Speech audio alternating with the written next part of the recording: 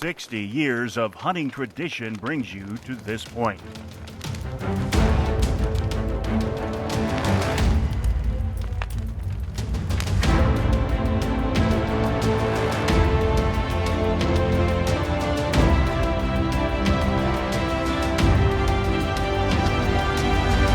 Let your next hunting adventure begin and end with Darton Archery, built to hunt.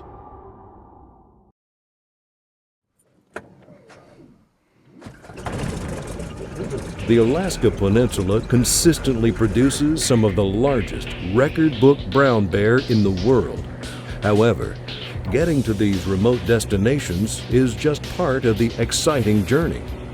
Once on the ground, then it's up to you to make your hunt successful or not. The hunt does require patience, resilience to inclement weather, and sometimes just plain nasty storms, and a great deal of glassing.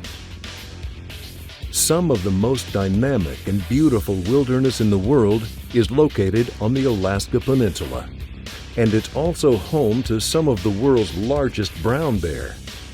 After traveling more than 4,500 miles and taking more than 2 days to reach Ugashik Lake from New York, Gus has started his epic quest to harvest a brown bear with bow and arrow. Well, these are flying camps, and we took a float plane from King Salmon to Gus's base camp in Ugashik Lake. From there, Gus, who's a pilot, gets all the hunters out to spike camps set out throughout the area. To be honest with you, we weren't seeing many bears. We would glass all day, move, glass again, try to stay elevated so that we could cover more ground. We just weren't seeing any bears. On the fourth day, we got down to the river. We did see a good bear, and we decided we were going to put a stalk on him. We followed this bear for about a mile. We saw him bed down, and we decided we were going to get the cameras set up and put our stalk on. We set up the cameras, and we started our stalk. And we're going through this muskeg, and we're sloshing with our feet a bit, trying to be quiet. I don't think the bear could smell us, but he definitely heard us. He knew something was wrong, and he was going to come and check it out. So we get in to about 51 yards on this bear. Bear lifts his head, sees us, and starts closing the distance.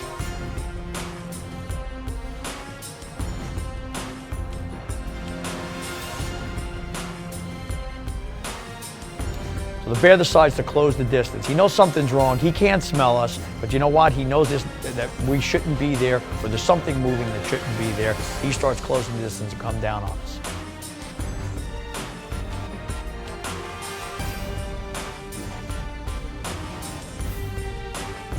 Now, he can't smell us, but he knows we don't belong there. So he's moving in. He gets to less than 30 yards, raises up. I don't know if you could hear it on the camera, but he just lets out a woof. There's snot coming out of his nose, and this bear comes up, and we're standing there, and I don't have a shot. A lot of people I know have seen this footage. First thing they say to me is, "Why didn't you shoot?" Now, I could have hit the bear, there's no question. Well, taking a shot like that on a standing bear is a one-lung shot. It might kill him at some point, but you know what? You have an obligation to the people who are with you not to go tracking a wounded bear. To me, it was just not a shot I wanted to take with a bow. I came there to kill a bear with a bow. I didn't want to take a shot and have my guide have to shoot him with a gun. I wanted a double lung shot, and if I wasn't going to get that, I wasn't going to shoot. So while we're videoing this and we're all excited, then we heard something down on the river. My son turns to me and he says he heard something down there. We think it was a bear. So we stopped, we're all excited, we have lunch, and we decide we're going to cut our way through the trees and get down on that river. Dwayne thought it would be best if we got a high vantage point, so we were shooting down on the river. And after my hunt 4 years before, I realized that when I drew my bow, that bear did turn and look at us. It's probably a smart move to be a little higher up. Give us a little better vantage point of the bear coming, and he wouldn't know where we were. We're set up on this vantage point, and there's a gravel bar about 25 yards away. We're thinking that's a perfect spot to take a shot on a bear. We got good video, and this should all work out. We're there for about 4 hours, and we spot a bear coming. Here he comes. It was tough to make a determination. The bear was in and out of the water, so his hair was kind of matted, but I knew it was a pretty big bear. So we see this bear coming, and I'm asking my guy, Dwayne, what do you think? Do you think he's a shooter?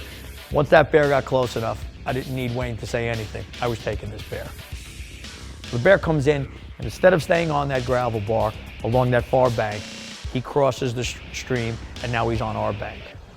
So it's hard to tell on video, but this bear came to within 3 yards of us. He's following along our bank.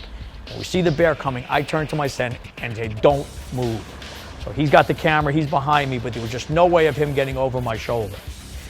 The bear comes in, he's about 5 yards under me, bend at the waist, get the shot off. We watch the bear run, see the blood pouring out of him. Well, after the shot, we're all excited. This happened so quickly.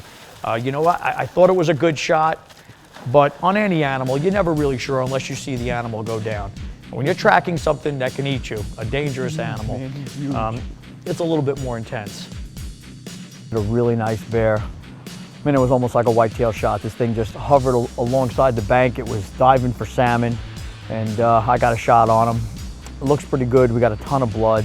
Wasn't too long ago, but it's going to get dark, so we're trying to track a little bit now, so we don't have to do this in the dark. It's always fun when you're tracking an animal that can eat you. So we're going to see how this goes, and stay tuned. So now we got to track this animal, and there's one thing about tracking an animal that can eat you. It makes the whole situation just a little bit more intense. Blood trail was not hard to follow. We start following through, but once he got back into the bush, we're cutting our way through, moving stuff out of the way, stuff that would impede us from getting out of the way, but it's not going to impede that bear. If he's not dead, he's coming at us. Well, darkness was coming. We probably could have waited a little longer, but I thought it would be better to track in the daylight than it was in the dark. So we're inching our way through this, and I tell you what, we're back to back, and we're just kind of moving through, looking for blood, but you're thinking at any minute this bear's going to spring up. I guess we went about 60, 70 yards, and there our bear was laying. Today actually was the first bear that we got a stalk on.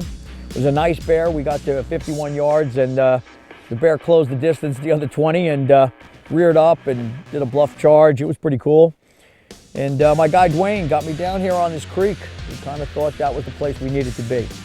And this bear came walking by. It was almost like a whitetail shot walking onto your stand.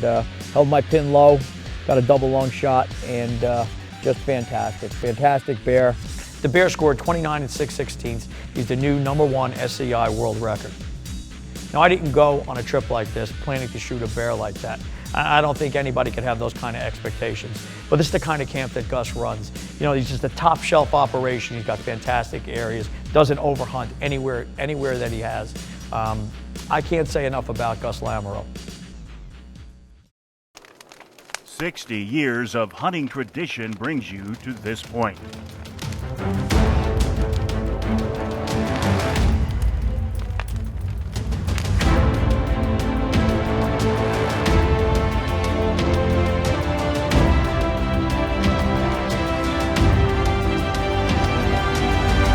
Let your next hunting adventure begin and end with Darton Archery, built to hunt.